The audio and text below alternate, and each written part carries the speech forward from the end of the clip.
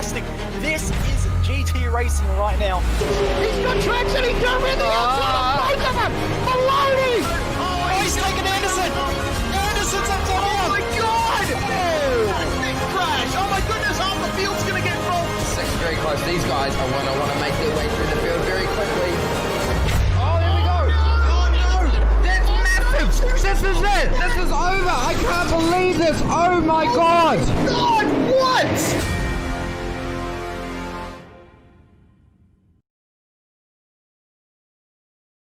Welcome to Club Day Masters at Circuit Spa-Francorchamps.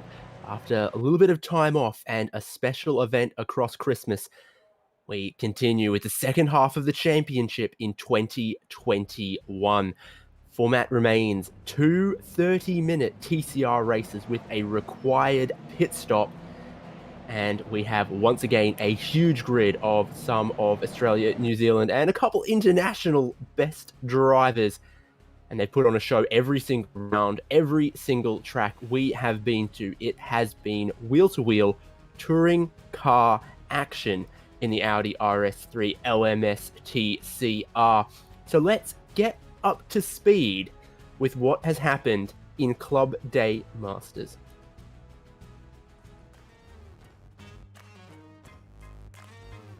So last round at Barcelona in 2020. Jack Boyd from the pole, but lap 1, incidents on the run down towards turn 1. 9 cars involved in that one. A lot of bent panels. Drivers going for the lap 1 pit stop strategy. And Jack Boyd from the lead came in on lap 2 to get his fuel. Rejoins into the path of the field. Outside, a very, very brave move, and some moves a little too brave. Contact, which way do you go? That is thrills and spills in the opposite order. Some drivers left their pit stops a little bit later, but then the pace truck came out. Jack Boyd was your leader. Boyd, Harrison, Oliver, Funslow, and Vartanian as the top 5.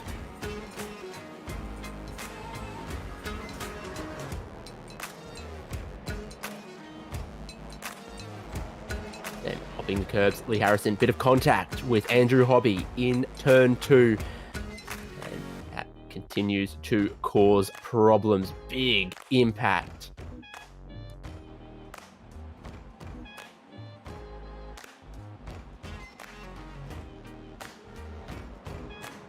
Contact in turn 1 as well on the run to the checkered flag. In race 1, sees more cars come together. How about the rejoin there, sliding across the track? And that causes problems, but here's Catalone. Big move down the inside at the hairpin. So a couple moves happen late in the race there. Jack Boyd cutting the penultimate corner, gets him a slowdown penalty, gives away the race lead.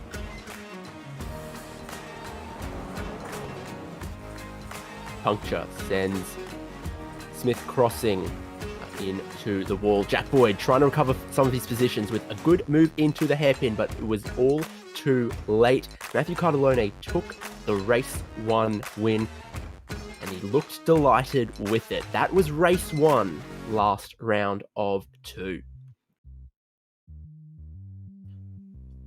Race 2 with an inverted grid. A lot of the IMAC cars right up the front of the field. A good start for them. Contact in the back of the pack sends some tumbling and turning.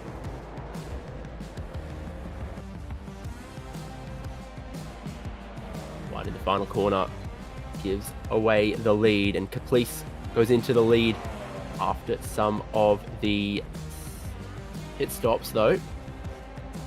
It was a great battle with Aaron Oliver. And then the safety car comes out on race 2 with the 4 ILEC, correct myself there, ILEC cars at the lead of the field. Great restart there. They tried to play the team game, tried to hold on to it, but their armor was not sufficient with the numerous attacks that came from Oliver, from Boyd.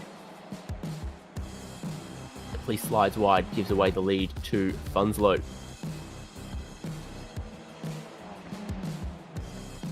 Huge move from Aaron Oliver. Grabs himself one position there. Jack Boyd, emboldened, does similar further around the lap. A little bit of contact.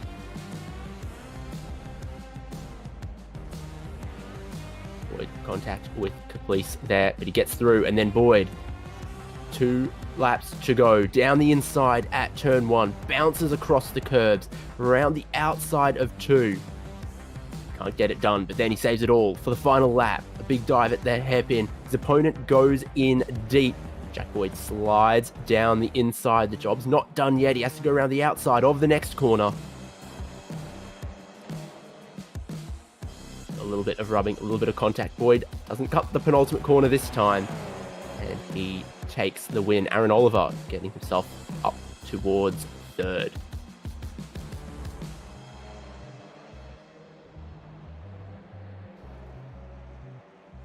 More contact made on the final lap here as Aaron Oliver tries to work his way around the outside, but no one can stop Jack Boyd from taking the race 2 win, and with it, the championship lead away from Cartellone.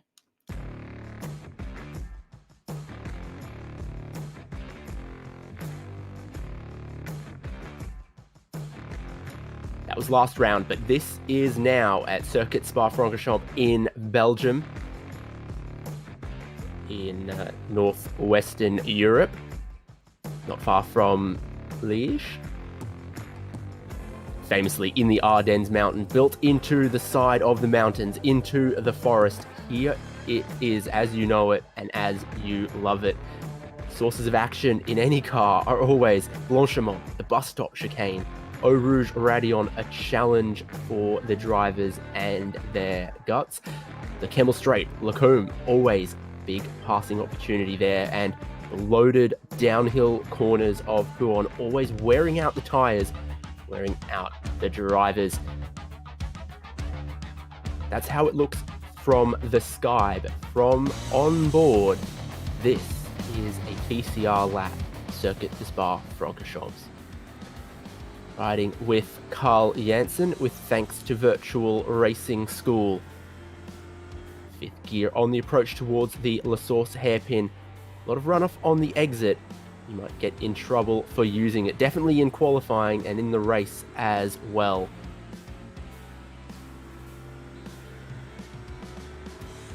Downhill, picking up speed, grabbing 6th gear for the right left of Eau Rouge Radion, climbing several stories in what feels like a second.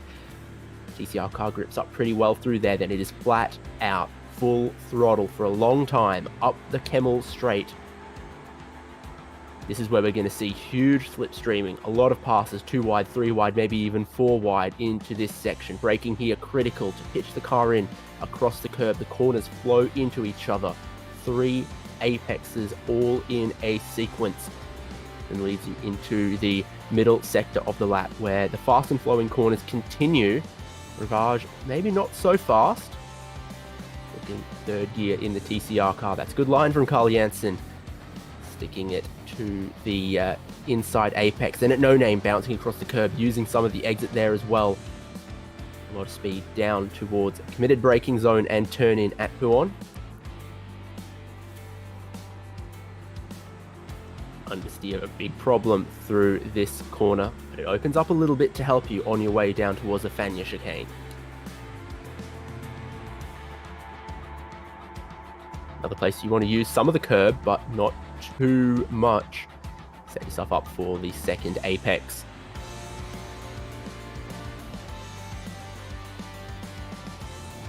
The right-handers of Campus and Stavolo. The exit here absolutely critical. Another place you can run very wide. There's a lot of runoff, and I think in the race we're going to see drivers get tempted to use some of that, but in qualifying, that is a no-go zone with track limits.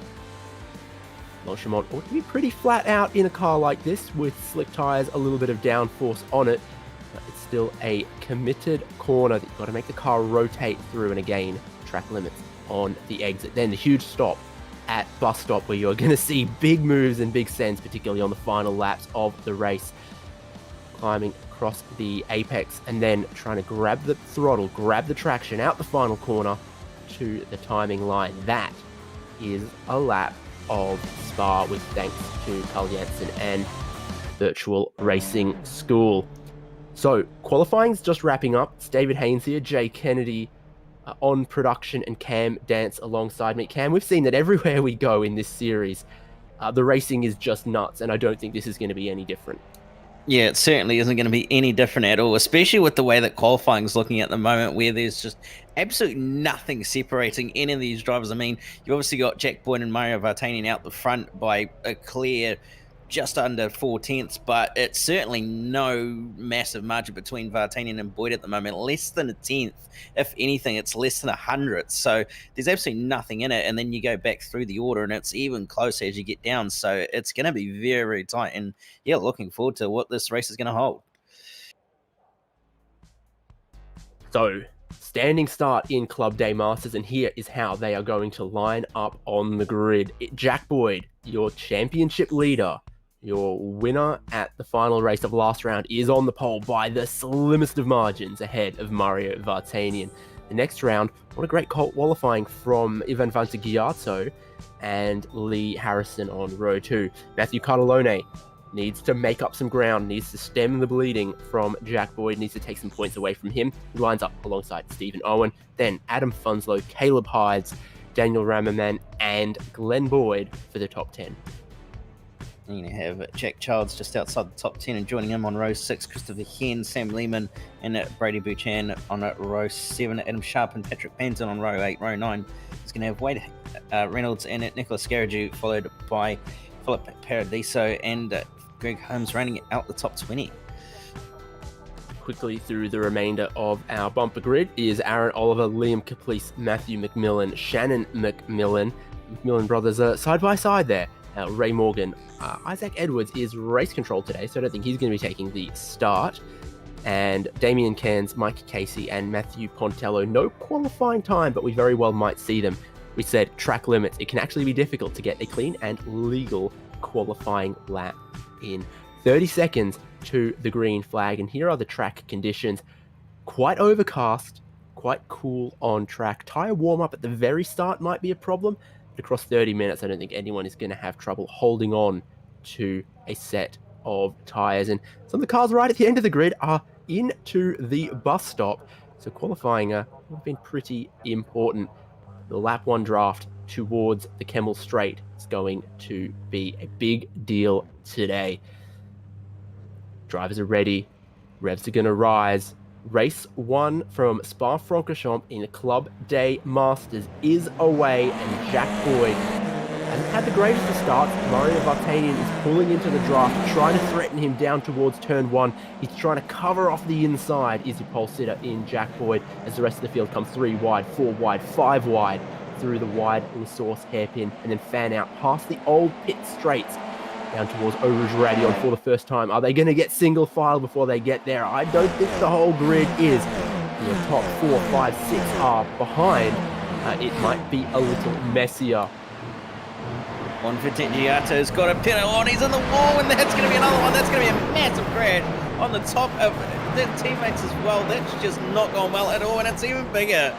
Skariev's in that. This is shades of 1998. The back half of the field, the track is blocked at the Kemmel Straight, and there is a huge, huge amount of damage. And I think it all started with Vantagiato and Lee Harrison through Radion. We'll take a look at the modem simulation replay.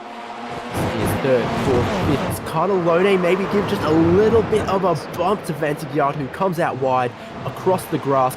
Hit check, high speed. They're both into the wall.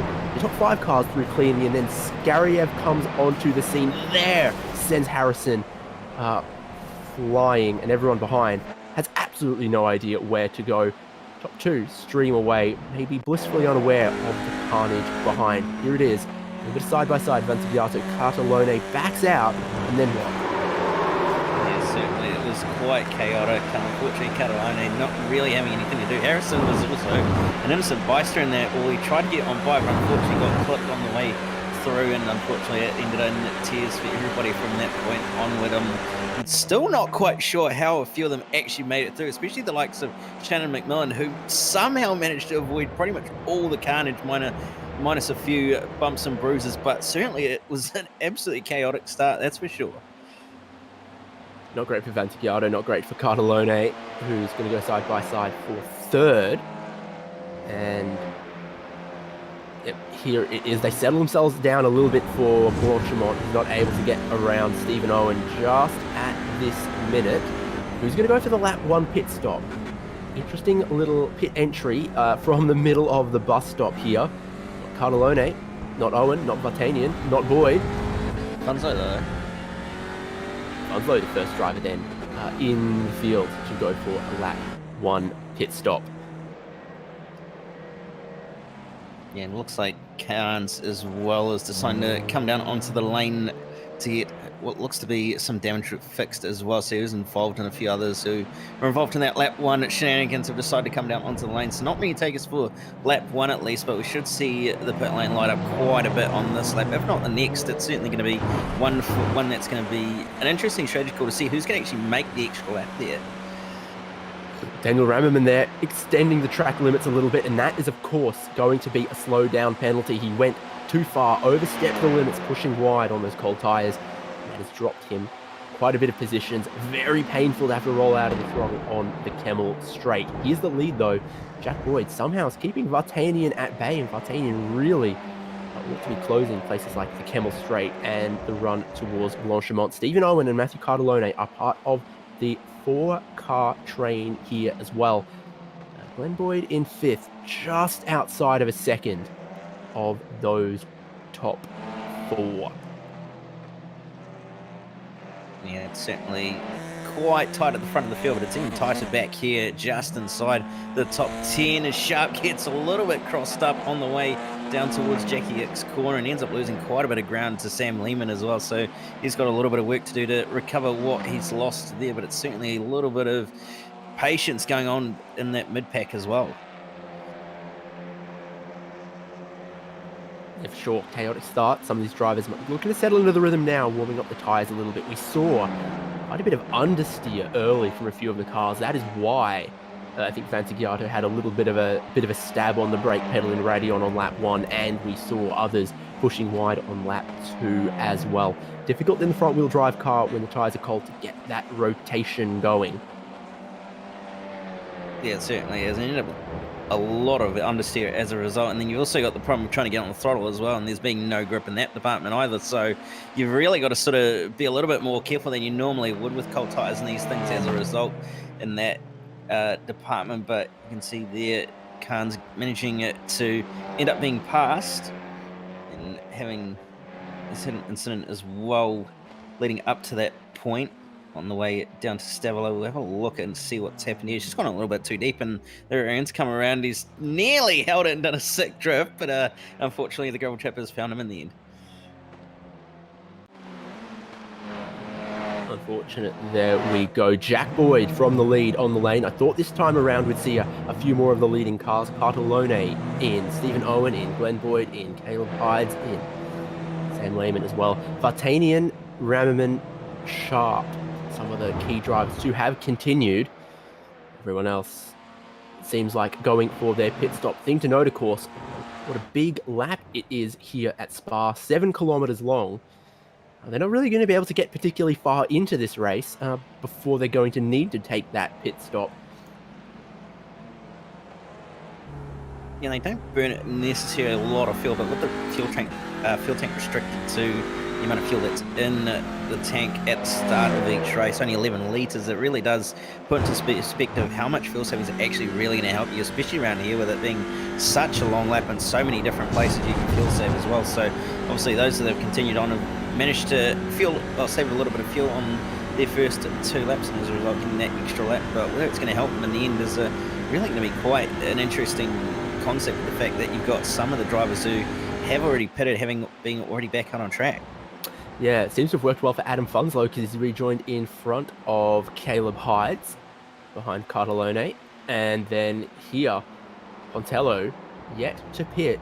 sandwiched between Lehman and Panton, who just came out of pit lane. So that's not great for Panton if he doesn't immediately get past Pontello. Here's Mario Vartanian leading. He stayed out when Boyd pitted. How much longer will Mario go?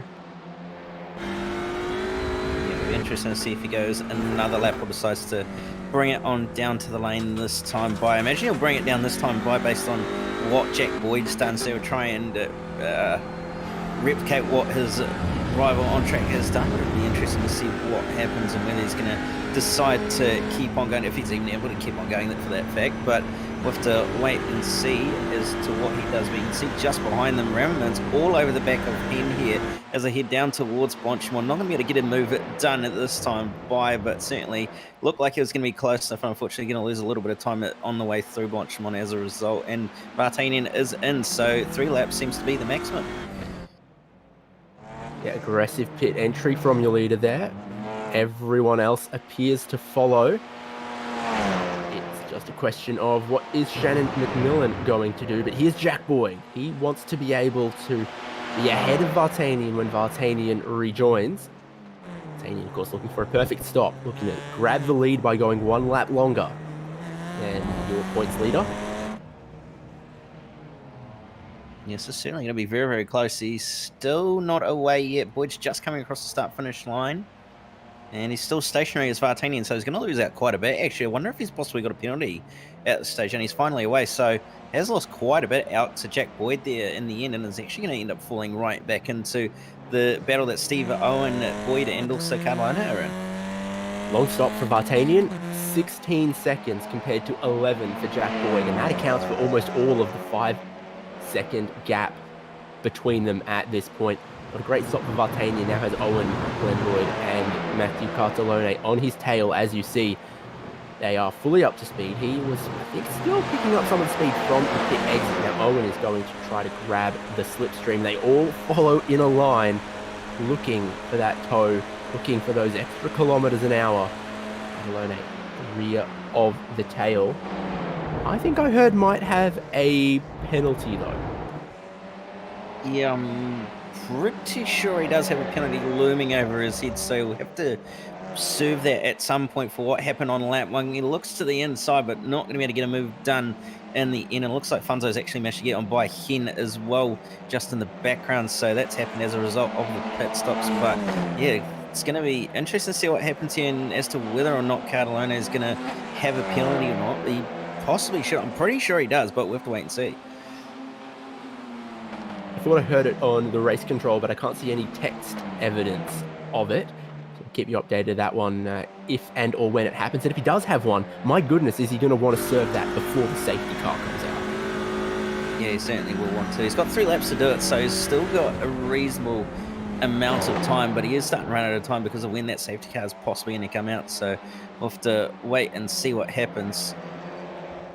Caleb Hyde's another driver with a longer pit stop than maybe he needed. He's now trying to fight his way past Christopher Hayne, and so Adam Funslow had a great pit stop and jumped a few. So that is on the back foot there for Caleb Hyde. He'll try to grab a couple of positions before the safety car comes out at a random time somewhere approximately in the middle of this race. Could be now, could be in 10 minutes time.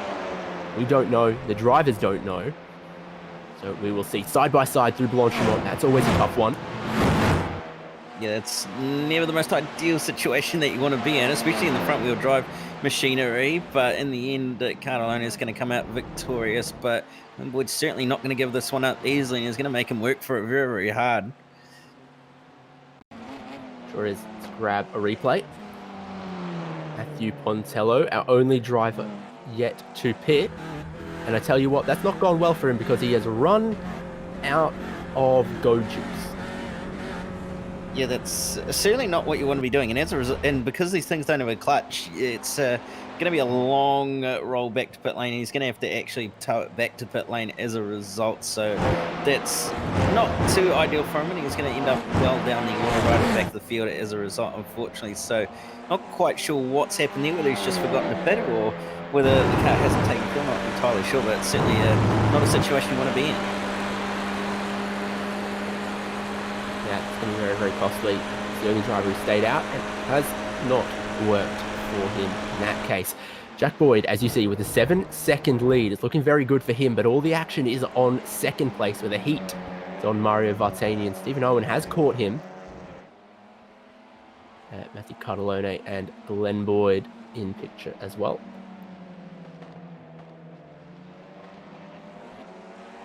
Yeah, Steve, I'm certainly applying the pressure and bucket loads to Mario Vartanian at the moment. He's certainly not going to let him get away, and Vartanian using all the track and some extra just to try and keep Owen at bay behind him.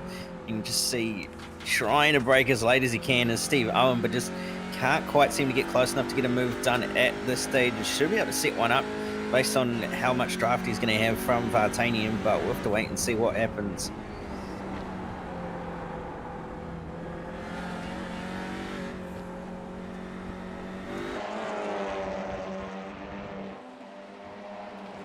Trying to put my ears to race control, work out who has a penalty and for what, and if anything, I have become more confused. So train those binoculars at pit in, see what happens.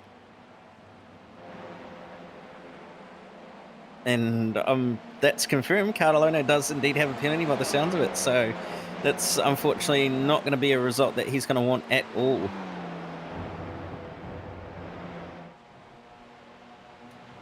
Well, we'll see what happens. Smooth sailing for Jack Boyd. Cartellone dropped back a little bit from the second place battle with Vartanian's having to defend a little bit now from Stephen Owen. Cartellone stays out. Again, risky with a safety car due at some point. A little change to procedures this round because of the size of the lap. Will be a manually driven safety car instead of the automated iRacing system, just so we get through that safety car a little quicker, so we can squeeze in more racing into our 30 minutes. A good decision from the series organisers.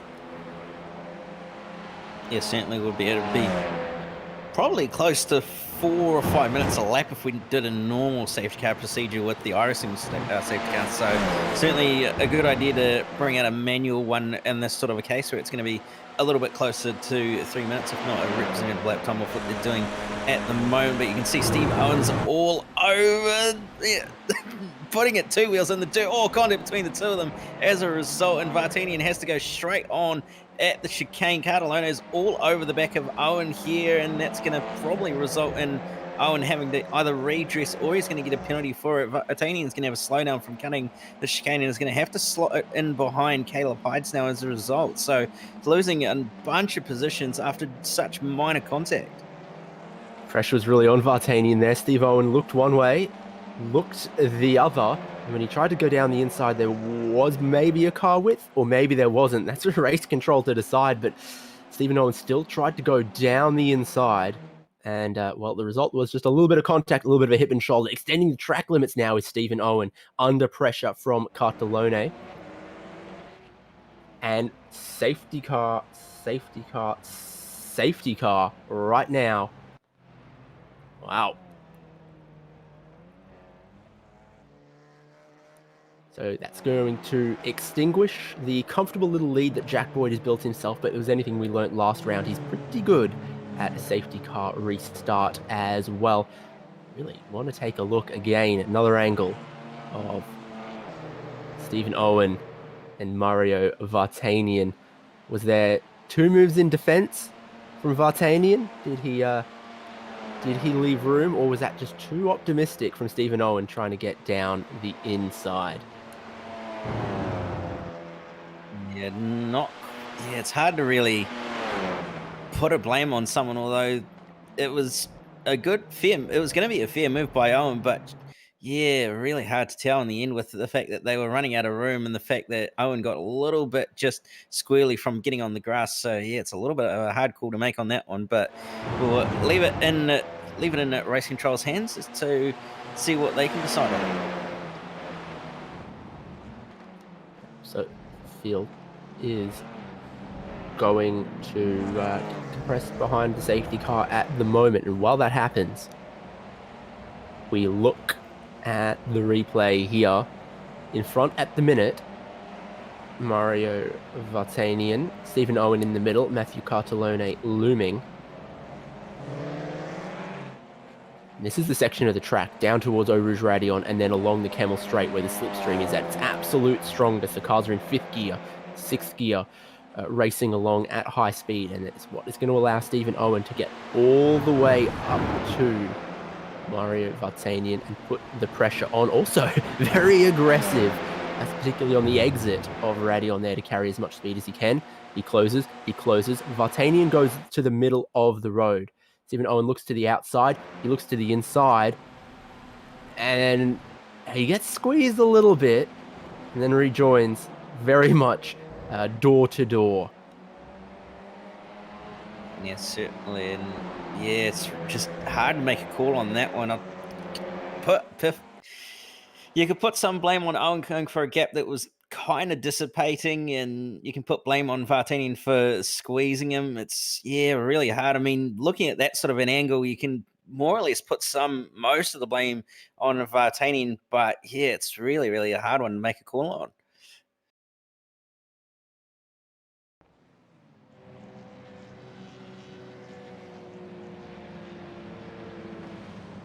There we go. There's your safety car. I think we went and nicked it from another series. It's doing a great job. In fact, you know what? That makes it 4 different safety cars from 4 rounds. We've had the Ford Mustang. We've had the wingless road-going 911 GT3. We had the truck in Barcelona. Now we get the 911 GT3 Cup. Yeah, it actually is full. What are they going to come up with for next round then? They're quickly running out of options. Yeah, they certainly are. It's actually a good point. I wonder what they could come up with. I could Pro 4 truck? Maybe, or an MX-5, maybe. Heck, throw a dirt car out there, an RX car. Yeah, safety beetle, why not? Tell you what, this is an interesting case of the safety car is definitely much faster than the cars it's trying to control. It doesn't happen in most series. I've had the case where I was driving an MX-5 and the safety car was a Corvette Z06. So that thing had to really back up to compress the field. Is this going to be the end of the safety car at the end of this lap? Lights are still on the safety car. Yeah. Do you go one more? I think they will go one more, but it's hard to tell because of the fact that the train is, well, pretty much everybody's on the tail end of the train now, so there's no real cars that are getting waved around or anything, unless they do wave around this time by, but we'll have to wait and see what happens.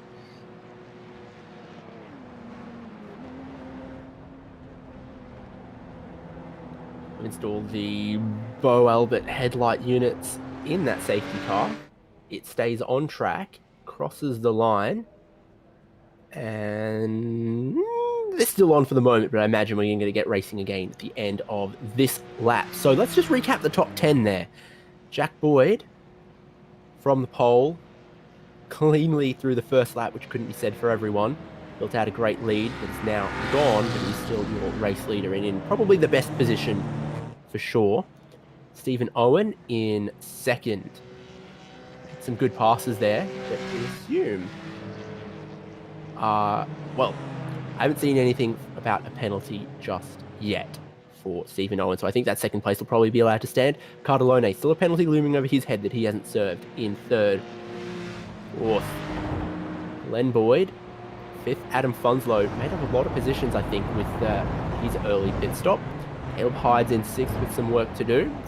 Mario Vartanian is back in seventh, but then the safety car has helped him get back to the pack, and I'm sure he's not going to shy away from trying to throw some moves in the final couple laps to the end. Christopher Henn in eighth, Sam Lehman ninth, and Adam Sharp has borrowed Scotty McLaughlin's Volvo and is doing well with it. Yeah, surprisingly enough, that Volvo livery actually seems to fit the TCR car quite well, even though it's not so a Volvo. good. Yeah. Honestly, the proportions of the S60 and the RS3 aren't greatly different. They're, 4-door, but compact sedans. Yeah, I was going to say, it's not really all that different when you sort of look at it side by side with the two cars. So it's kind of no surprise that it actually works quite well. But at the same time, it's so odd seeing a Swedish flag on the top of an Audi. Both of them got a shorter, rear overhang and boot than, things like the VF Commodore and FG Falcon of old, etc. The Volvo had the, a more saloon hatchback kind of line thing going on as well. Who's been our biggest mover? I don't seem to have that information. Who's made up lots of positions?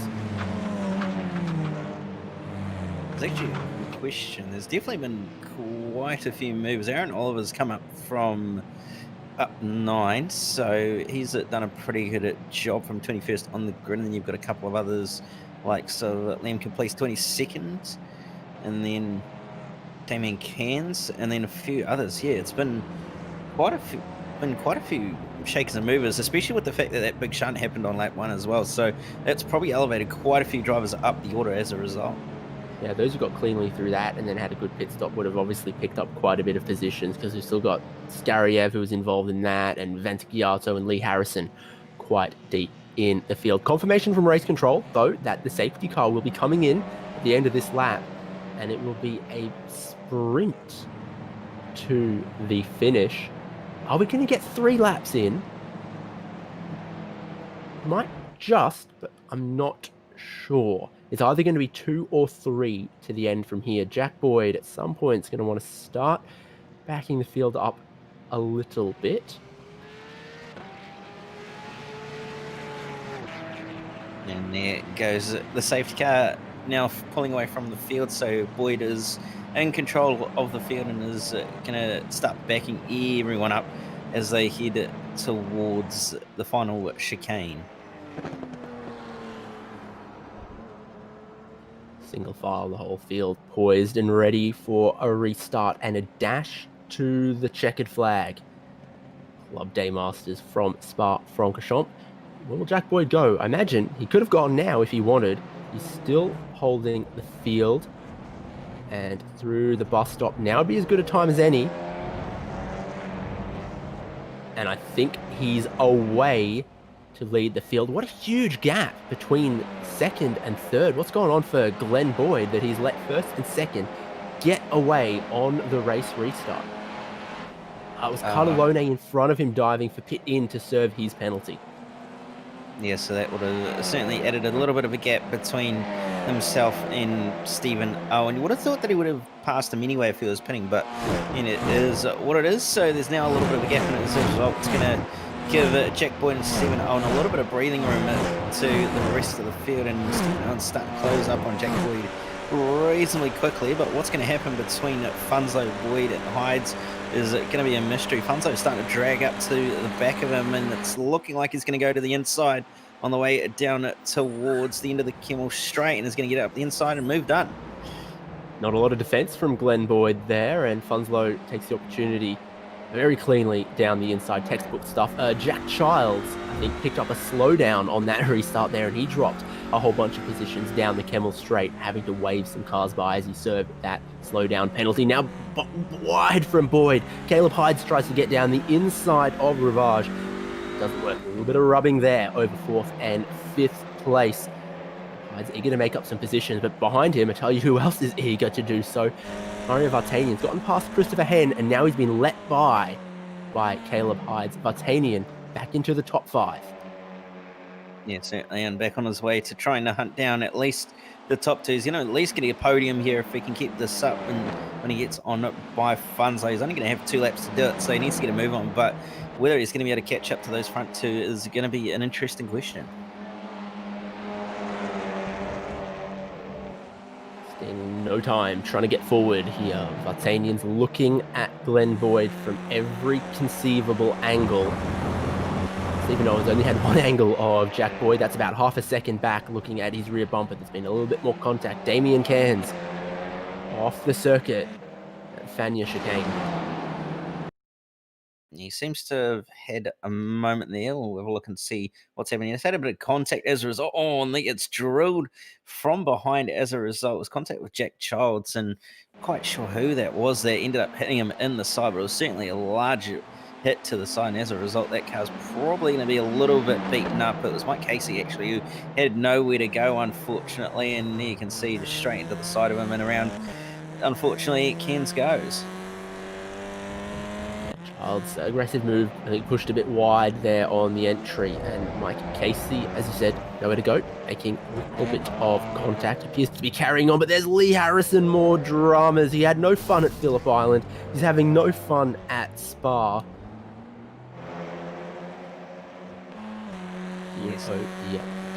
Here's the second place train led by Funslow, Glenn Boyd, then Canadian Hides. Christopher Haynes still on the back of it. Here's a huge run from Vartanian at Boyd, looking to the inside, but Boyd's still picking up the slipstream off Funslow, and that might make it harder for Vartanian to get down the inside. Can Boyd defend where he's at? No, he can't.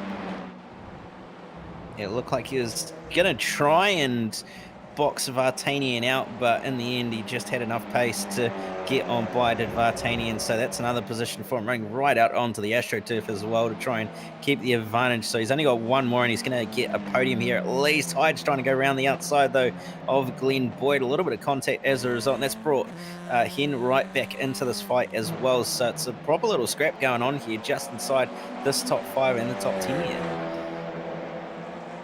Yep, looked like we are...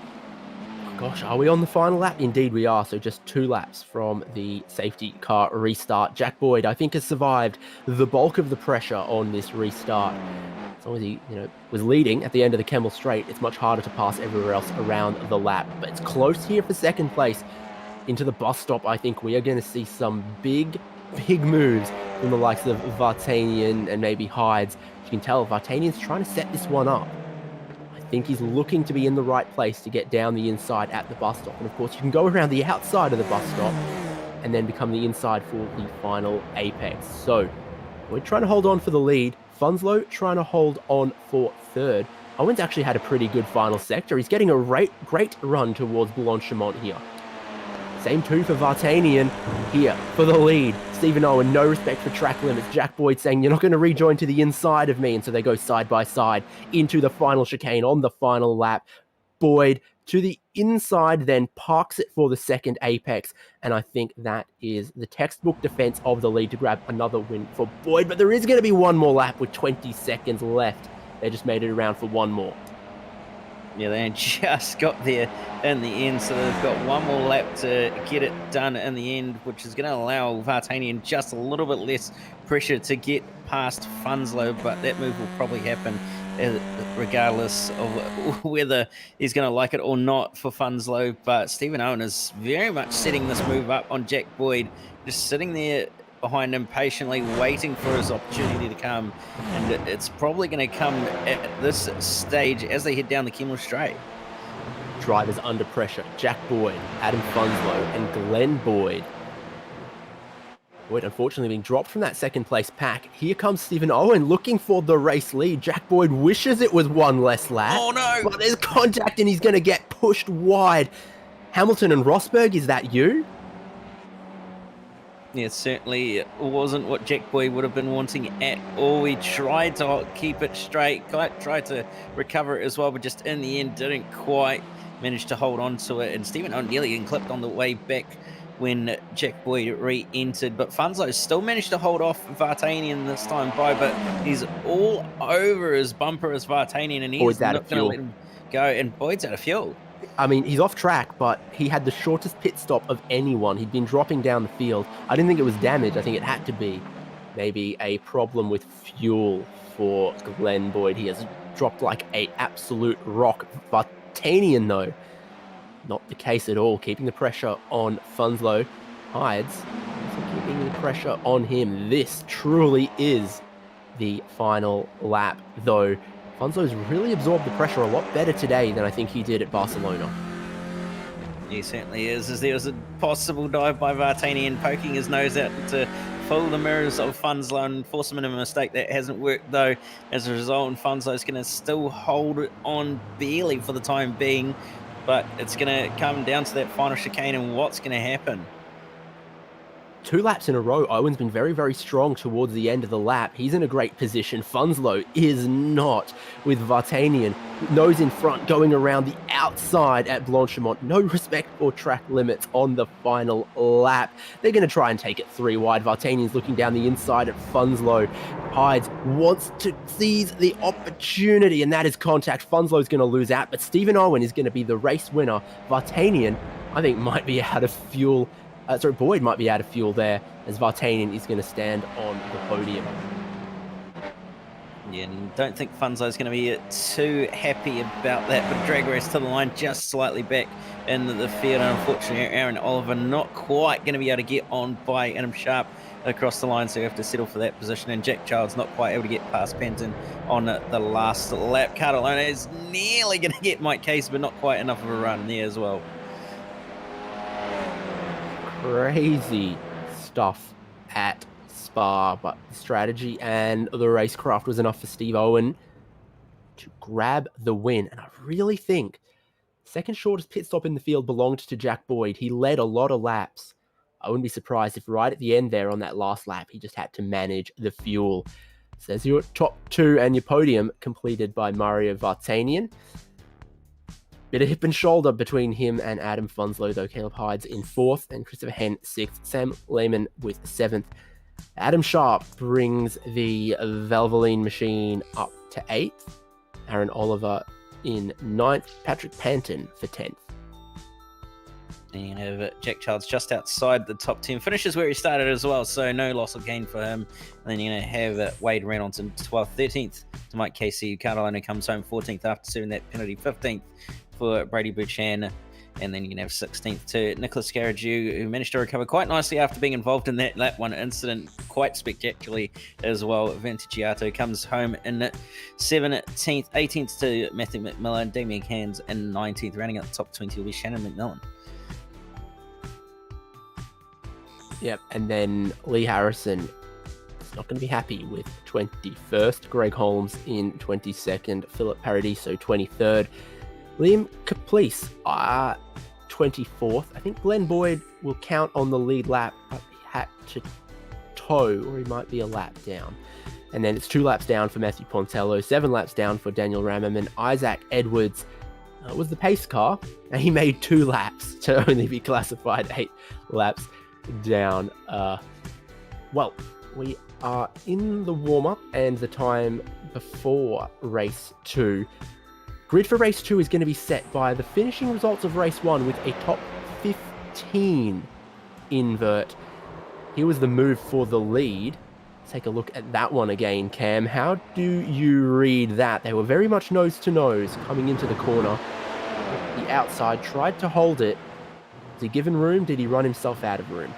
Yeah, certainly one that's quite an interesting situation. It's really hard to tell on what's actually happened there in the end. I want to say kind of Steve Owen's fault, but at the same time, Boyd's kind of turned in on Owen, unfortunately, at the same time, and he was well alongside as well, was Steve Owen, so it's kind of probably more in Jack Boyd's fault, I'd have to say.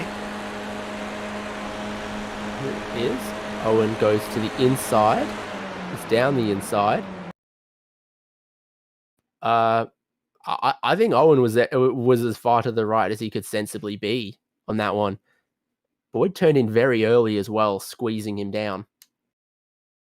Yeah, he certainly did. So, yeah, I think it's probably a fair call that it was Jack Boyd's fault in that situation. Here is the troubles for Glenn Boyd, and this is about when it runs out of fuel, I think. Yep, look at those revs are coughing and spluttering. Glenn Boyd out of fuel. He took about 10 seconds of fuel. Jack Boyd took about 11. So Jack Boyd might have managed it a little bit better, but wouldn't be surprised if he was also coughing and spluttering at the line. Hence, he couldn't challenge Stephen Owen. And he actually managed to make it all the way down to the Fania chicane as well, rolling out of field, did Glenn. So did a pretty good job to actually make it all the way there on no tank of, well, no fuel at all. But unfortunately, clearly it wasn't anywhere near the finish line in the end. So not probably the result he would have wanted. And he's going to have to start 25th as a result. It's race 1 from Club Day Masters at Spa. Race 2, as you can tell, just 2 minutes away. An inverted grid. Do we have that grid yet already, or do we have to wait until it clicks over into the race session? But I can tell you that means that the pole man is going to be Brady Buchanan with Matthew Cartalone alongside. So serving the penalty and serving it a bit late for Matthew Cartalone has cost him a whole handful of points to champ leader Jack Boyd. The only good news is he managed to fight his way back into the top 15 to pick up a good grid spot for the second race. Gosh, I'm jealous of that hospitality on top of the pits there. Yeah, certainly quite spectacular up on top of the pit line. I'm sure there's plenty of champagne and probably a few different other meals as well. Bet they got some Belgian waffles and some pommes frites. Oh, probably. Bound to be, with the fact that it's Belgium. You couldn't be in Belgium and not have Belgian waffles. It would be an absolute sin. What else do they like in Belgium? They're not bad chocolatiers. Not bad chocolatiers at all, but it was Stephen Owen who took the sweeties in race 1. Who is going to be able to do it in race 2? Officially a warm-up session right now. Most of the drivers haven't bothered to go out on track. There's just a 1 or 2, Matthew Pontello, Philip Paradiso, Matthew McMillan, and Adam Sharp. They are enjoying the fact that we are heading later into the evening here at Spa. Time in session looks fixed at 7:30 p.m. Yes, it is going to be fixed. So not going to be getting dark by the looks of it anytime soon. And thankfully, we're not going to end up in too much darkness and having to struggle to see where we're going. Great headlights on the TCR car, though, if you do need them. And maybe someone should host a TCR 500 here. Barney is in an interesting position there, waving the checkered flag on the warm-up session. So they're now going to grid up in a minute for race 2.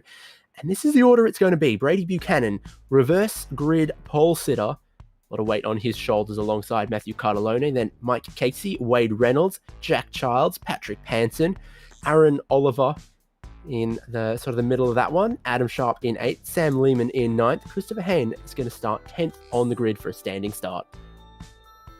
You can go over the page and you're going to have Adam Funzlo, Caleb Hydes, Mario Vartanian, Jack Boyd, Steve Owen, Nicholas Scarradew, Owen Fatigiato, Matthew McMillan, Damien Carnes, and Shannon McMillan rounding out the top 20.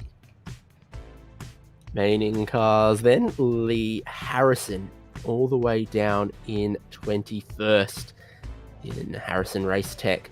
Greg Holmes in 22nd, Philip Paradiso in 23rd, Liam Caplice in 24th, Glenn Boyd all the way back in 25th is going to be telling his crew, just give me a little bit more fuel if you would. Getting ready. And your pole sitter has the inside line for the tight LaSource hairpin. Away he goes. Great launch from 5th place, great launch from 2nd place. Once again, the inside line not having quite as much grip, and there is contact behind already. Cars together for Aaron Oliver in the wall before he even made it to turn 1. And potentially involved with that one as well. A lot of cars spill wide onto the exit of LaSource hairpin, and that sees them 4 wide and bumping between some of the ILEC cars here as well. Mario Vartanian, I think that is looking down the inside to make a whole heap of positions at Eau Rouge Radion. This is where we had some troubles in race 1. Can they be clean in race 2? Oh no, scary. Even the advanced Jato's involved again. As well. Oh, that's a massive shunt there, and Scary up and over as a result as well. That's not what he or Mantigiati will have wanted at all. Wade Reynolds rolling back across the track. Nick Scarrier finding that you can't flick spin a front-wheel drive car with no clutch. And Jack Boyd, I swear, got squeezed into the tyre barriers on his rejoin through all of it. Matthew Cartellone grabs the race lead. It's not over yet. Someone spun into the wall. Big time. Caleb Hydes has had troubles. A lot of damage there. Yeah, certainly a lot still going on, and it sounds like, I think that was Aaron Oliver's engine just let go on him, so he's going to be out of this one as well by the looks of it, properly this time by. But yeah, certainly been a very, very chaotic start. You can see that he actually did get clipped into the wall, did Jack Boyd, and then from there he's managed to just barely continue on. Nearly got clipped by Stephen Owen as well. Forgive me, I think that's actually an unsafe rejoin from Jack Boyd there. I don't think Stephen Owen really needed to let him get past on the outside. Hello to my neighbour's dog. See, coming up the hill now. Oh, it was just contact between Ventigiato and Nick Scarrier, and then unfortunately it's all just turned into absolute chaos there, and Khan's getting involved, and Scarrier going for quite a wild ride as a result, up and over and doing cartwheels and every sort of gymnastic move you can probably do. I'd say that's probably a solid 10 at least from the judges in that perspective. But we'll come on with Lee Harrison here to see from his perspective what it was like. You can see the car smoke, can see the cars, and then just suddenly, where do you go? To find the gap, and he somehow found it in the end. Nearly got involved, but barely made it through, and as a result is going to gain a heap of places. So crazy stuff on lap 1, but we are still racing. Matthew Cartellone's broken away to a good lead. A bunch of cars deeper in the field, including us. Lee Harrison there, going for pit entry early. If you've got damage when you're deep in the field, not a bad strategy at all. And they're going to know, with good estimation, exactly how much fuel they need to take on board. So bottom half of the field, taking some fuel service. Cartellone continues in the lead. As Mike Casey's going to grab second.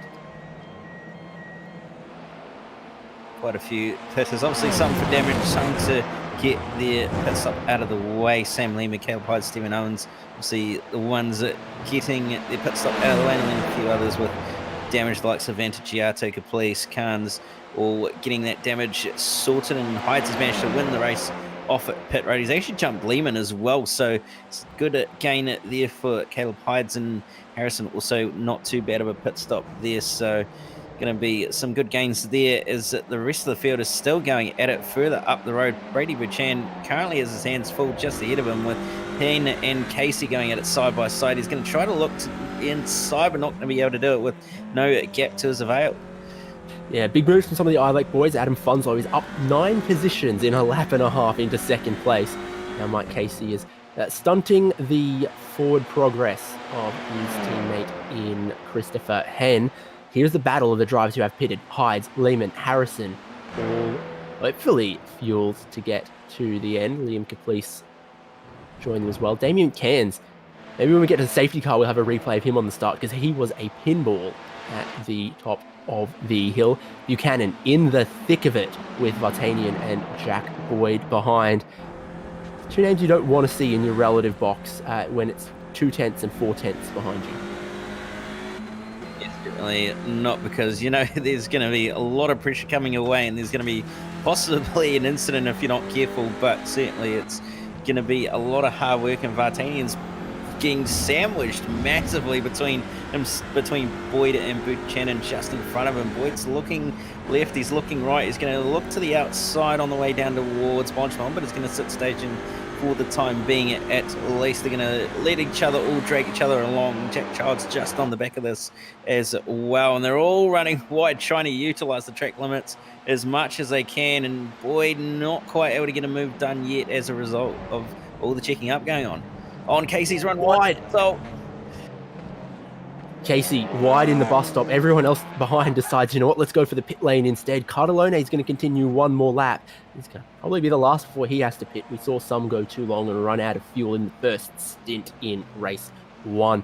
Very, very costly for Mike Casey, and now all of those cars he was doing a very diligent job keeping behind, probably going to undercut him through the pits as well, because it's Buchanan, Vartanian, Boyd, Childs, Sharp, Holmes, and Glenn Boyd on the pit lane. The few that continue, it's Cartellone, Funzlo, Henn, and Mike Casey.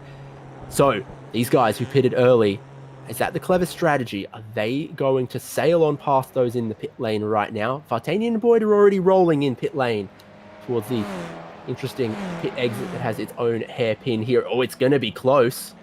This looks good for Vartanian. Yeah, it certainly does. It look good for Vartanian. He's going to come out ahead of Boyd and pretty much the rest of the field. Buchanan is just going to come out ahead of Hydes, who's going to jump Jack Childs as well. And there's the rest of that little train. So big gains for Vartanian and Boyd, and not so bad of a gain for Buchanan as well to come out ahead of Hydes. From the nose of Jack Boyd to the bumper of Vartanian. Vartanian holds the line. Jack Boyd has his nose in front. Down the inside, and I tell you what, it's clever stuff from Vartanian there. He does not want to get involved in this whatsoever. Race Control are active, looking at some of the turn 1, lap 1 stuff. Yeah, certainly are, and there's going to be a lot to decipher of what happened at lap 1 as well, with how many cars involved and who did what. I'd say there's probably going to be a penalty inbound for Advantage Yato again as well for the contact that he had with Scary Evan. As a result, it caused all the mess that ensued. But we'll have to wait and see what Race Control says and who's possibly going to have extra penalties coming their way. Fight of his life on his hands here for Lee Harrison, trying to grab more positions.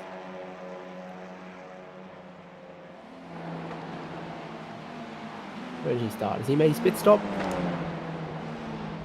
Yes, he has. Did it with Jack Boyd, actually, so... Oh, there we go. It started 21st, running 11th now, so that's 10 positions gained so far for Lee Harrison, and my goodness, he's looking for one more on Jack Childs. In front, Hydes and Buchanan going to go door to door. Hydes wants to go around the outside, and in the end, it's Childs' play.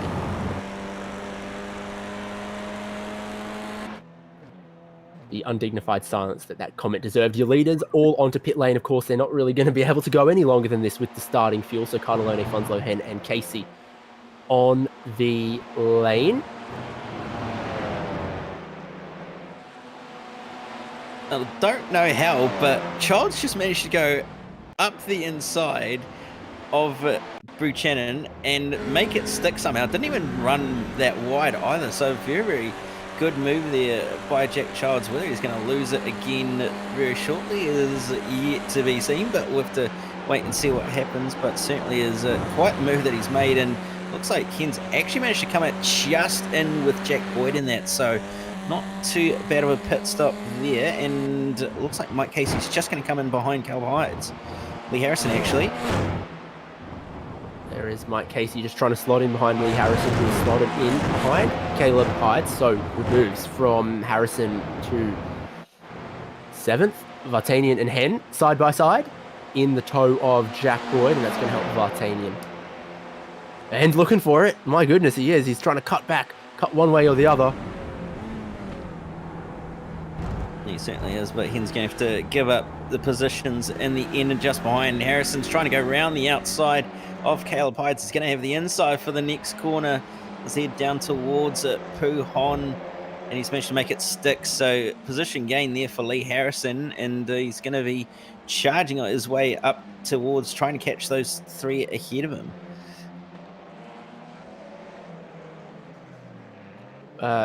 Dignified little handbrake turn there out of your race 1 winner, Stephen Owen. I think he's having little issues.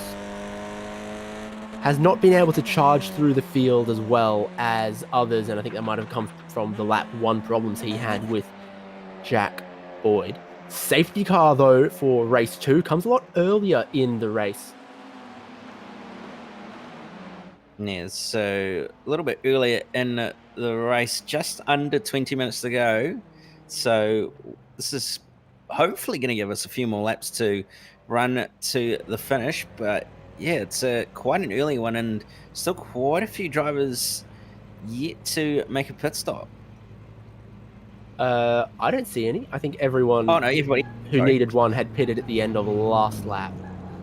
Safety car's going to wait to pick up the leader, and your leader is Matthew Cartellone. I think Steve Owen might have just made a move he needs to give back. Yeah, I think you'd be right because I'm pretty sure you're not allowed to pass under safety car. No, that's basically the first rule of safety car, is don't pass. He's going to try to redress that one. Hopefully he avoids a penalty.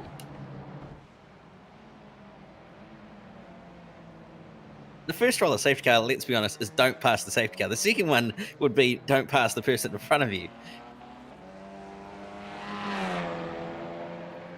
Actually, no, change those two, one down the order, and make the first one don't hit the safety car.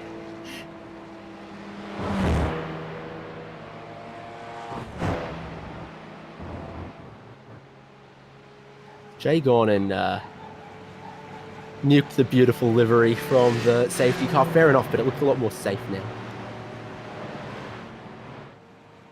You know, there's a different safety car, different driver at the helm. I believe this is the driver who is actually driving on a controller as well. So this is going to be very, very different. Ray Morgan, your safety car driver, but let's take a look, I think, at some of the race start because lots went on for sure. Certainly a lot did go on that lap one with a lot of chaos that ensued, and it was not Aaron Oliver was the first casualty. He got a great start, looks to the inside, swaps lanes, and I think didn't check his blind spot before jumping across a lane there. I think you'd be right there, and this, yeah, just a little bit unfortunate for him as he looked like he was going to have a good start, and then just the contact ensued, which unfortunately took out the other two drivers in one of the I-League cars as well as a result, and Calapide's managing to just squeeze his way on through there too. It's a bit Romain Grosjean at Sakia, isn't it? You know, he's had a great start.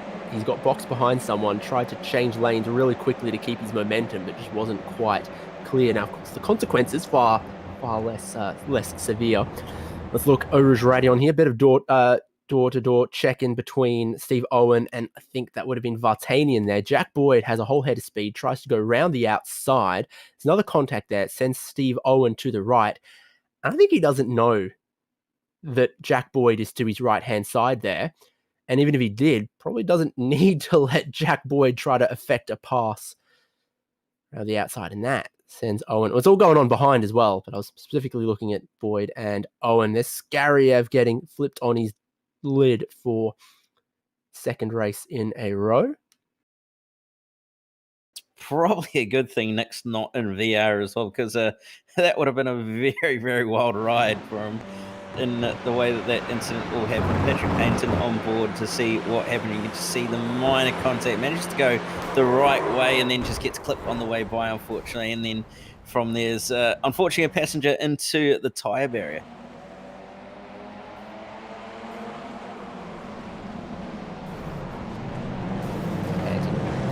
Got collected by Aaron Oliver, dusts himself off. Rejoins the pack, and then at the top of the hill gets involved once again. A magnet for activity. Here's Damien Cairns. Pretty sure he's the car I think he is. So hit number 1, hit number 2, hit number 3.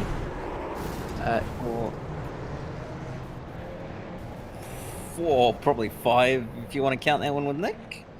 6. I broke my clicker. There were certainly a few impacts here for that poor little Audi.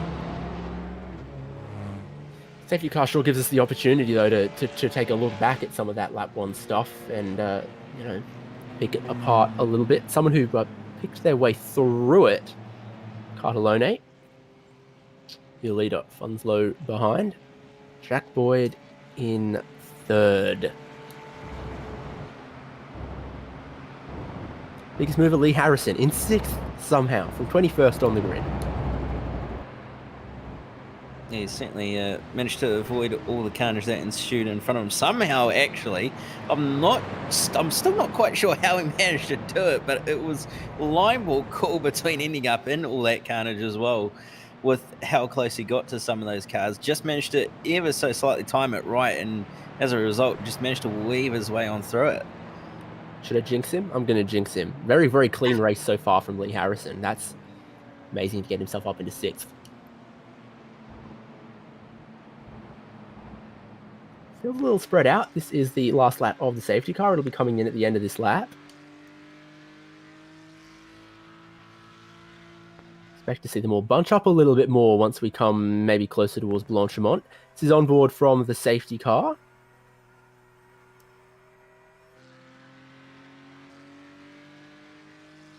This is rearwards from the safety car. Oh, hello, Matthew Cartellone.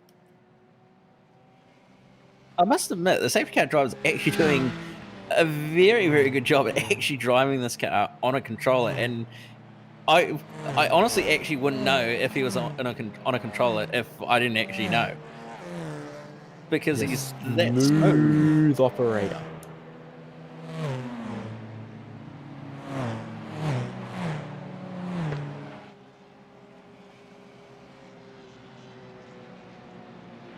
I think we actually need an onboard of this. Jake, get us an onboard, because this is actually incredibly smooth how well he's driving this Porsche.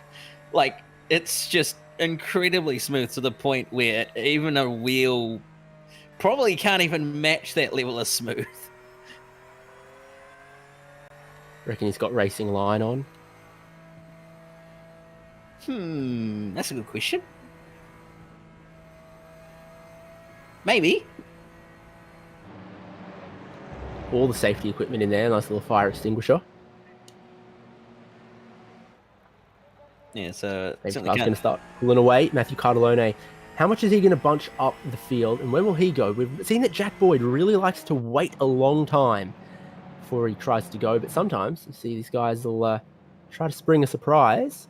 Safety car is bolted far enough away. I reckon Cartellone could go before the bus stop if he wanted to. So what is he going to do, and how will Funslow react?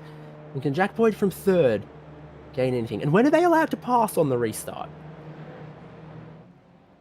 Yeah, it's a good point as to when they're allowed to pass. Not quite sure when they would. You would think it'd be before just after the control line, but we'll have to wait and see. Cartellone is building a sort of a gap. He's kind of going, but he's kind of not. Is Funslow just holding back a bit? That was a line that let him put the power down early for Cartellone, so he just mashed the throttle out of the final corner, and that's a decent jump from him. Funslow's going to be under pressure from Jack Boyd on the run down towards turn 1, and of course, past the start-finish line, they can definitely overtake, no questions about that one. Boyd doesn't look to the inside of La Source. He just tries to get a good exit here. He's going to be looking for a move down the Kemmel Straight. Certainly will be looking to size up Funslow up through our Rouge and Radilli, and using a little bit of getting an off track. They're pretty sure, if not, was very close, but he's managing to get a very nice run, and he's going to look to the outside on the way down the Kemmel Straight down towards Lecombe.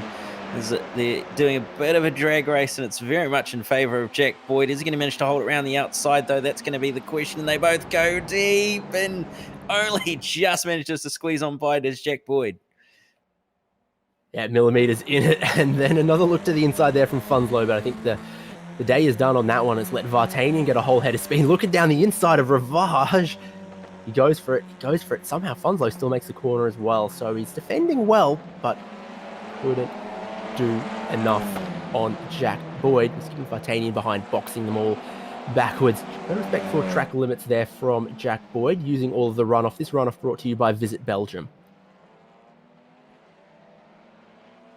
It certainly is, and you can see the Vantaggiato in the back. Something has happened further back in the field. Get a replay of what's happened, and it's just contact with one of the Eyelet cars. I think it wasn't Patrick Payton, it was Caprice by the looks of it. So a bit of contact there, and you can see Vantaggiato getting a little bit of a hurry. I've actually got a bit of a bump from Caprice, and not quite sure why the lack of pace was there. I'm not sure if he had a slow down or not, but slow down from Vantaggiato, and Caprice says that he was still serving it in the middle of the corner, blocking him. Yeah, so that would be why. hence Caprice had the speed to get to the inside of the third apex there. Yeah, certainly was able to get up the inside there and would have had the move on very much so, but unfortunately Antiato just turning in and not letting him on by, but Lee Harrison's putting pressure on Hen as they head down towards the chicane. He's going to try around the outside the long way around, but he's going to run deep as a result and is actually going to end up falling victim to being passed by Caleb Hides as a result, so he's lost 2 for 1 there.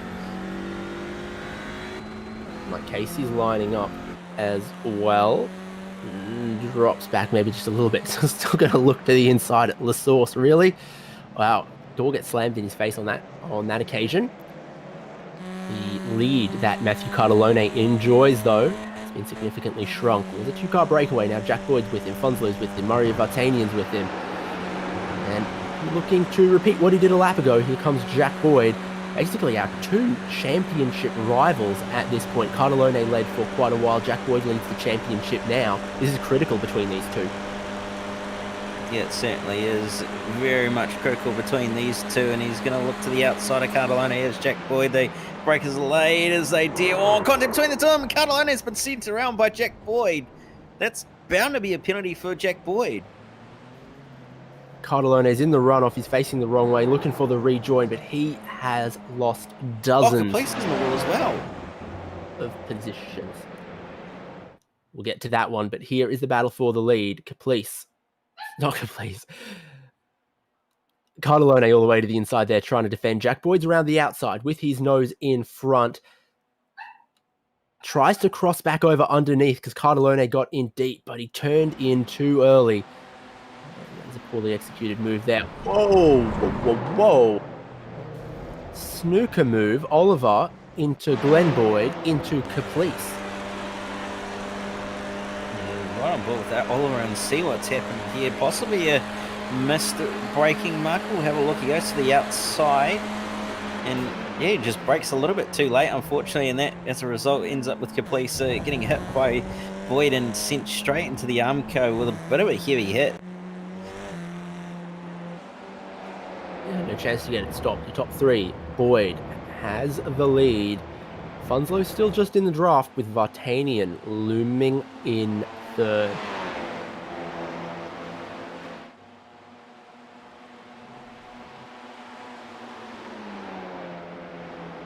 Looks like 3 more laps to go when they get to the line on this occasion.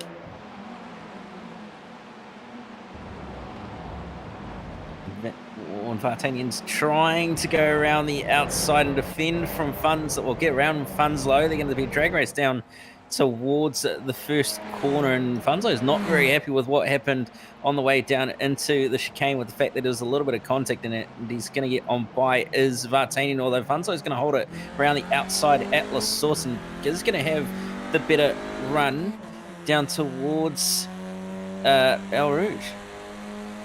Drive-through penalty for your race leader and championship leader, Jack Boyd. This is now the battle for the lead, side by side through Eau Rouge and Radion, between Mario Vartanian and Adam Funslow. Look at Hen, Hides, and Harrison catch them as well. This is going to be a crazy last 5 minutes, and I don't think Funslow is well pleased. Yeah, I don't think he is, and now as a result, it's a 5-car train that's all drag racing towards Lecom, and Vartanian's going to be leading at Funslow just behind, with Caleb Hides following him on through. Christopher Hen's going to stay ahead of Lee Harrison, who's going to be on the tail of this little train.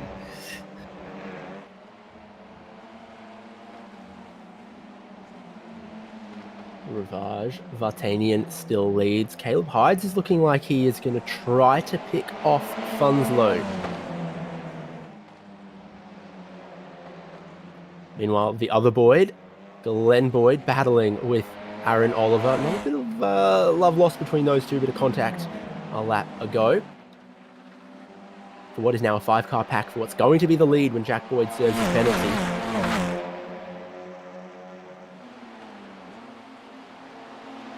Yeah, certainly it'll be interesting to see when he serves it. Whether he serves it this lap or the next lap, who knows, but we'll have to wait and see. He's got to at least serve it before it comes to the end of the final lap. So there's going to be no Schumacher tactics there in that respect, but he's going to still lose the lead of the race. I'd say he's going to drop to probably just off the back of the top 15, I want to say, probably just inside of it.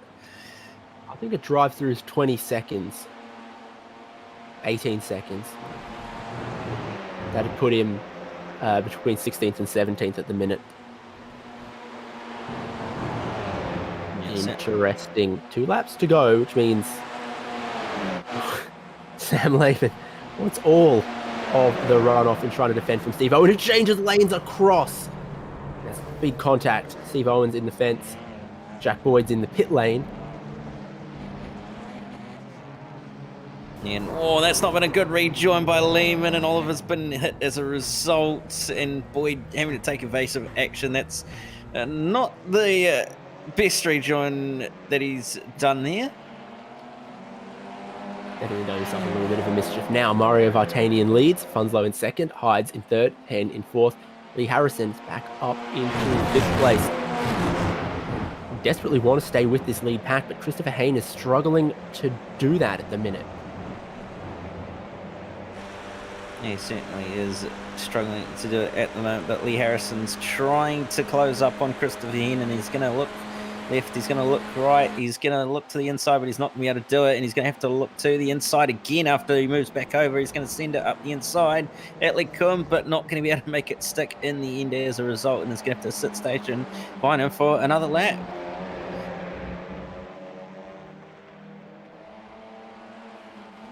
Still 2 laps to go. Graphic a little confused by the safety car, methinks. But it'll catch up when the white flag is waved for our drivers at the end of this one. The more that they fight here in 4th and 5th, the more they risk letting the top 3 go away. Adam Funslow's not happy with the weaving that Mario Vartanian's been doing on the Kemmel Straight, the aggressive defensive moves he's been playing, so there's a lot of tension. Could boil over in the top 5 here. Look at Harrison almost bump drafting Christopher Hen to get him back up to the top 3. This is not what he wants. He's going to look to the inside of Lafania. Is that going to get him past? No, it's going to spin him around and he's going to make contact with the wall. This is all my fault. Yeah, I think we can put the blame on you for cursing him earlier under the safety car, so you probably should buy him a beer there, but he's dropped in just in the battle with Adam Sharp, Cardellone and Childs at the moment, but still not too far behind what, and probably could have been worse actually, really, but Caleb Hydes is closing in on Funzo at the moment on the way down towards Blanchimont. Is he going to be able to get a move done at the chicane? He's looking to the inside. Not really a gap there. He's going to sit station for the time being there and think better of it. And we'll follow him on through to set him up for the final lap and Funzo into the lane. I think this could be fuel. Not a penalty for Funslow. He had the shortest stop of everyone. I wonder if he's in trouble. Yeah, we'll see what he does and whether he just drives to... Yes, it is a pit stop indeed for fuel, so didn't take enough fuel in the end, unfortunately, and as a result, that extra laps cost him dearly. I think Glenn Boyd's having the same issues again as well. He's letting a whole bunch of cars go past, including Jack Boyd. He's now trying to get back into the top 10. Now is back in the top 10 because he's picked off 3, 4, 5 cars as they've all battled here. Oliver, side by side with Lehman. Oliver goes around the outside of Eau Rouge, inside for Radion. 12th place held. And the draft and the drag race down the Kemmel Straight is everything. Tanian has the lead from Hydes. You're just holding on at the moment. Harrison's just going to hold off Adam Sharp and Cardellone, who's going to launch it up the inside of Sharp. Bit of door being there for good measure. Sharp's on the inside, but Cardellone is going to drive around the outside and take the position off him immediately. So a good move there by Cardellone to take the position off him and move into P6. Problems on the Kemmel Straight as well. I think that was Vansigiato I saw performing more aerobatics. It's a very sad looking Audi there. But on the final lap now for Vartanian and Hydes in their battle for the race win. Hydes have the fuel to spring something on Vartanian or vice versa? Steve Owens in the wall. Yeah, that's not somewhere he probably wants to be, and that will be for what'll be the second time in this race after the second and a half time, I should say, after what happened on lap one. It's close. I wonder if Vartanian's also trying to manage a little bit of fuel here, because Caleb Hydes is right at his bumper. He's going to look around the outside of Blanchimont. Here's a flash of the headlights from Vartanian. Is he letting him go? No, he's not. Hydes is going to have to muscle this one. Doesn't go around the outside of Blanchimont. Tries to get a good run off the exit. One last corner. One last look at a move. Vartanian covers the inside. Hydes is going to go deep as he can around the outside. Is it going to work?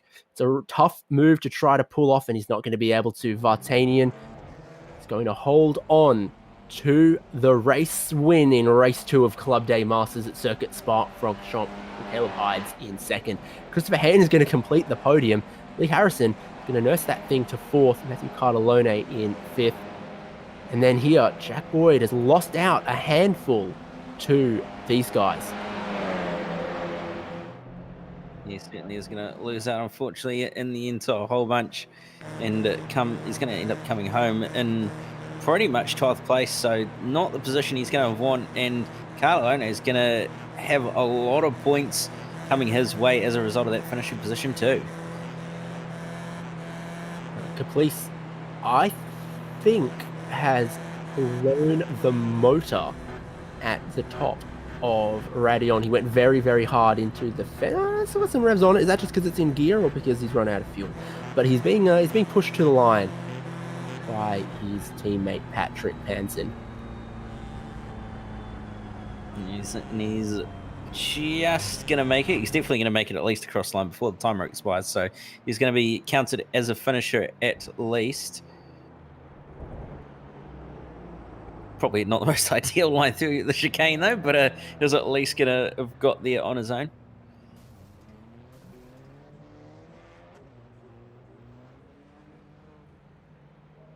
Go across the line for Liam Caprice, Patrick Panton 20th and 21st. Warms your heart to see it. So let's look at the results from race 2, because your winner, Mario Vartanian, will potentially be joining us shortly, or Caleb Hydes in second, Christopher Hen rounding out the podium in third, flying the flag for the ILEC Motorsport guys. Lee Harrison in fourth will probably never forgive me. Matthew Cartalone gets 5th, which is actually very, very critical points, seeing as where Jack Boyd ended up finishing. It's Jack Childs in 6th, Adam Sharp in 7th, Brady Buchanan in 8th, Glenn Boyd for 9th, and Aaron Oliver squeaks into the top 10. Then you're going to have Sam Lehman coming home in 11th, 12th, Jack Boyd after that penalty, 13th to Wade Reynolds, Damien Carnes and Mike Casey round out the top 15, Greg Holmes 16th, Matthew McMillan and Shannon McMillan in the 16th, 17th and 18th, and then Philip Paradiso and Liam Caprice rounding out the top 20. And then the locomotive of Patrick Panton, Adam Fonslow, Steve Owen, Evan Vantigiato, all towing on the final lap as they came together at the top of Radion at the start of the Kemmel Straight. And then retirements, Matthew Pontello, safety car driver Ray Morgan, we salute your service. Retirements, Nick Skariev, Daniel Rammerman, Isaac Edwards in race control, didn't take his safety car out.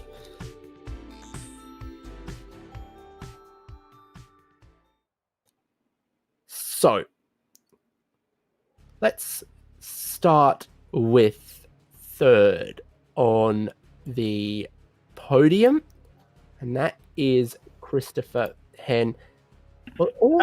Yep. Went crazy in race 2 today. How did you keep your car clean to get on the podium? That's a very good question. It was really just about trying to, push hard, but just keep clean early on, just not to get any front end damage, and just be careful. But it's so close, and you just can't fall out of the draft around here. Otherwise, you're in big trouble. So it was just keep it clean early on, and just stayed out for a bit longer, pitted as late as I could because I had some clean air and a bit of draft, and just followed it from there.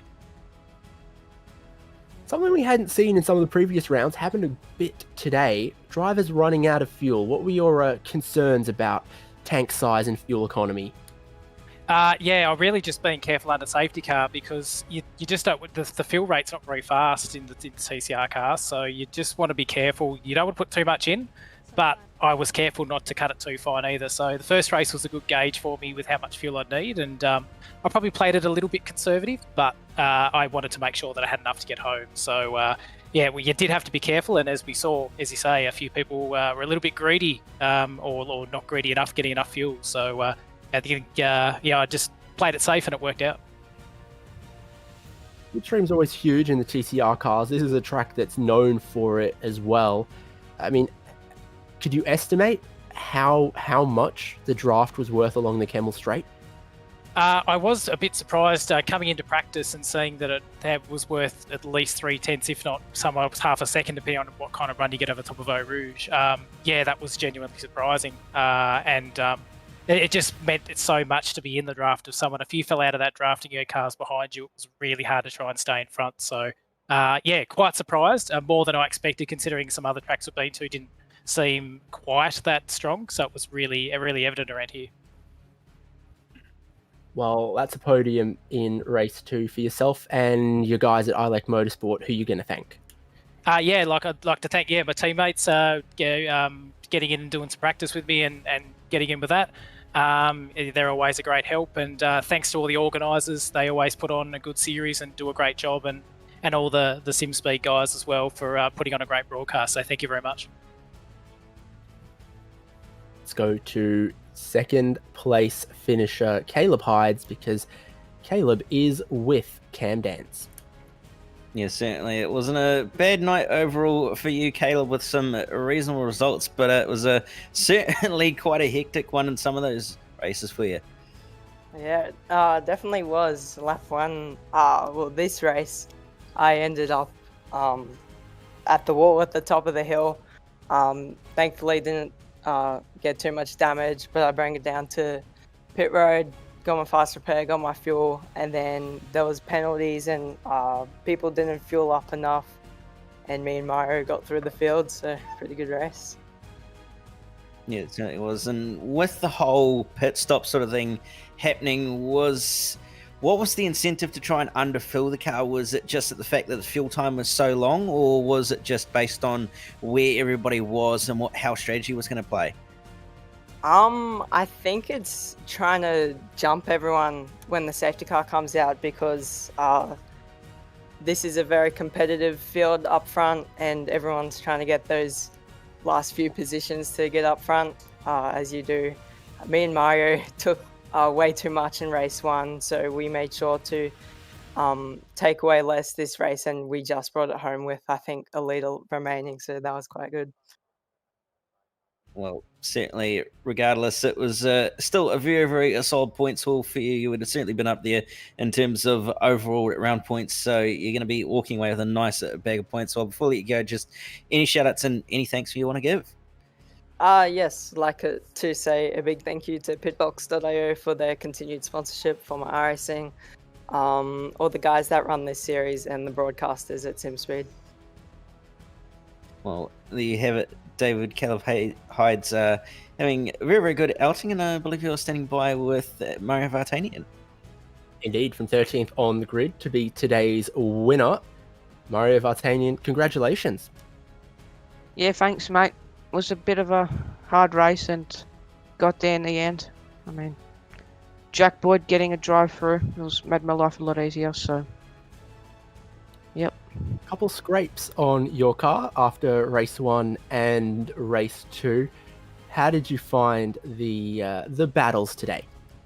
They're pretty intense. I mean, more battles makes it more fun, so I quite enjoy it. But yeah, this track makes it quite hard to race because these cars need so much roll time, and overtaking comes a lot more easier, so to pull away from others is a lot harder as well because of the slipstream. Couple of concerns about fuel, about too much, about too little across the field. Sounds like you and Caleb were just mirroring each other's strategy on that. Yeah, we're mirroring each other's strategy. I mean, I don't really want to lose my race on fuel numbers, so I always just put a little bit extra and I guess race on. There's no point losing a race on a silly thing like fuel. And how about track limits at Spa? Obviously, they're strictly enforced in qualifying, but during the race, we saw some people taking some liberties with them at times. Yeah, I mean, if I see everyone else doing and using all the track, I mean, I might as well join in. And with no off tracks on, I mean, you can't really go too wrong. Makes it just a lot more enjoyable to race on, to be honest, especially at Spa, where it can become very annoying. Any thoughts about the different safety car procedure today? We've now gone 4 from 4 in different safety cars in Club Day Masters. Yeah, it made it, I think, a bit easier. I mean, at least we don't have to worry about things going wrong and the game taking over, so, I mean, it probably helps the race stewards a lot easier. Well, Mario, you grab a Club Day Masters race win. What would you like to say? A big thanks to my parents for getting me a sim. My sponsors, Assassin Dirt Bikes, Triways, and Aston Aluminium. And big thanks to Richard and my mates for keeping me happy. Beautiful. Thank you, Mario. See you again next round. Bye-bye. Well, Cam, I think we had plenty of just about everything at Spa. And as I said, next round, next week, Donington Park National. That is also a track that requires you to get your elbows out to make some moves happen. Yeah, it certainly is. And of course, with the series is the way it is, it's bound to have all sorts of drama and some really, really good racing. So looking forward to it, 100%. Precisely. So from all of us here at Spa on SimSpeed TV and from Club Day Masters, their sponsors, we want to say thank you for joining us. See you again in a week's time at Donington for more utterly crazy TCR action. I've been David Haynes, Cam Dance alongside me, Jay Kennedy producing. We say thank you. See you next week.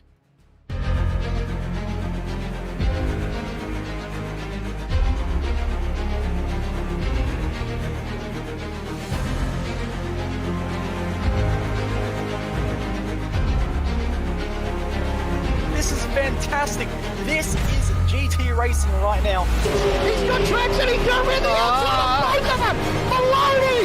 Oh, he's taking Anderson. Anderson's up to him. Oh my God. Oh, big crash. Oh my goodness. Half the field's going to get rolled. Second very close. These guys are want to make their way through the field very quickly. Oh, there we go. Oh no. That's massive. This is it. This is over. I can't believe this. Oh my God. God, what?